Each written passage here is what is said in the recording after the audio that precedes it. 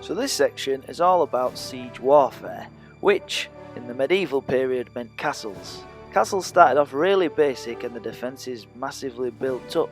The methods of attack were sometimes really ingenious, really clever, but they were always slow burners for the most part anyway.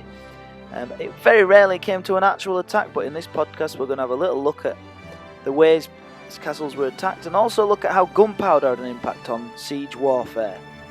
So without further ado, let's get cracking with William I and Motte Bailey castles.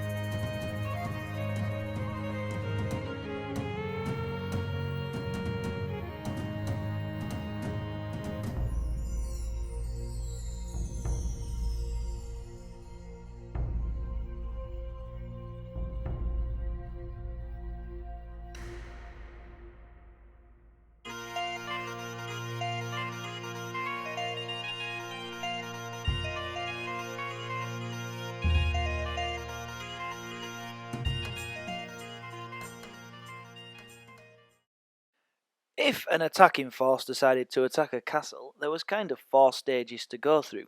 The first stage was encirclement. Surround the castle, make sure nobody can get in, nobody can get out, and no supplies can get in or out. And then, sometimes, wait. See what happens. See if the enemy surrender or come out to negotiate. So part 1 is encirclement. Part 2 would be battery. There's no point in waiting around forever. Even if you don't go for an all-out attack, you may as well start to try to weaken the enemy defences. Perhaps you could send a battering ram to start battering down the gate or one of the walls. Or a bit of a slow burner, in this case, which was quite popular, would be to dig a mine under the castle walls. And then when the tunnel had been built underneath the walls, you set fire to the wooden structures that was holding up the mine, and the tunnel had collapsed, and hopefully the wall would collapse into the gap that you'd made. So, that second stage, battery.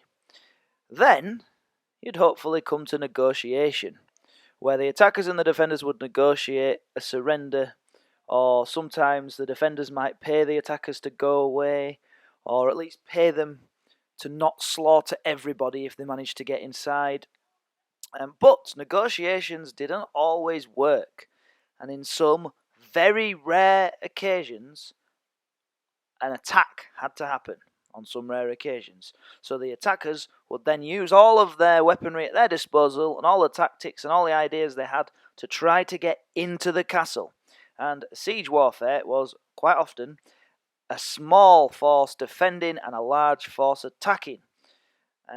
But it didn't often get to this because sieges usually lasted so long that the attackers maybe ran out of food themselves, or maybe the defenders had some friends somewhere else who were coming to reinforce them to break the siege. So it didn't often get to that attacking stage.